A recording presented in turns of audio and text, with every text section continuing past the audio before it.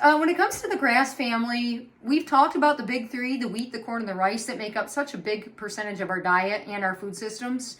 But we haven't yet brushed upon the fact that there's a lot of other important grains and a lot of other important products from the Poaceae or the grass family. I'm going to cover a few here. Number one, probably one of the most nutritious of all grains is actually going to be oats. Oats are loaded with a lot of amazing types of insoluble and soluble fiber that are really actually beneficial for people to eat them regularly and helping keep our blood cholesterol levels at a more favorable level. And this is also a more blood sugar stabilizing grain to be eating, and when you're eating it whole grain. And so there really are some nice health benefits here for enjoying whole grain oats. That's my favorite go-to. I'm going to compare and contrast with other ones. Whole grain oats are where those health merits are going to be reached because, again, this is the grain that's been flattened, and again, you're getting the bran, the germ, and the endosperm. Now, my kids wouldn't be happy about me saying this, but I'm going to say it anyway. To them, oat products are things like oatmeal squares and Lucky Charms and Cheerios. Yes, the top ingredient in those is oats. However, they also have an awful lot of what, guys? Another monocot crop.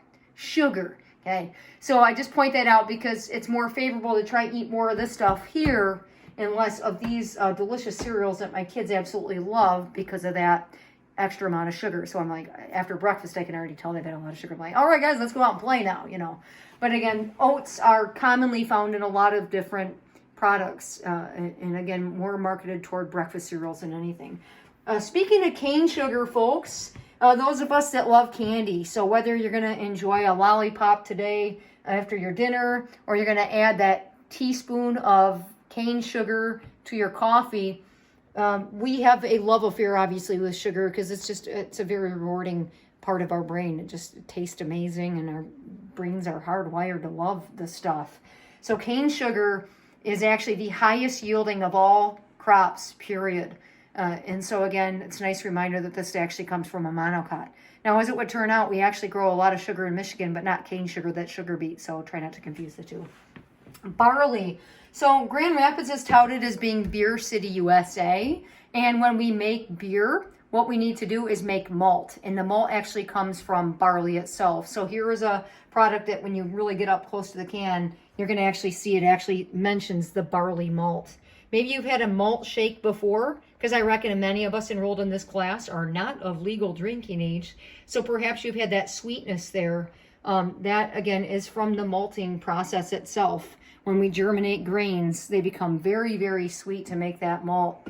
And so obviously, why isn't beer sweet? We counteract that sweetness with those hops. Okay. What's another one? Wild rice. Wild rice actually is in a totally different genus of plants than the white rice or brown rice that you and I eat, okay?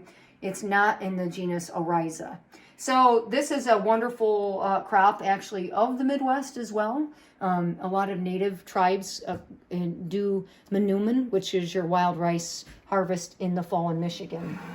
One of my favorite products from the grass family is actually bamboo. Anybody that knows me knows that I love to eat stir fries, and I love to have bamboo in my different Asian soups and my stir fries. So bamboo shoots, when they're young, are tender and delectable. They taste amazing. Okay. Now, when they are older, we can actually do all kinds of cool stuff with them. We can make spatulas for cooking, and these are very, very durable. I've had this one for an awful long time. I have cooked a lot of meals with this, and it's come in very handy. Cutting boards are also an up-and-coming thing over the last several years coming from bamboo. This one obviously is shaped like a fish because my family members know that I like to fish, but that's not the point. It's a very durable and reliable material for us to use. A lot of fabrics that are very commensurate with the shirt I'm wearing right here are also bamboo made. One of the most beautiful scarves I have is made out of bamboo fabric. So there's a lot of utilities behind bamboo other than just eating and cooking.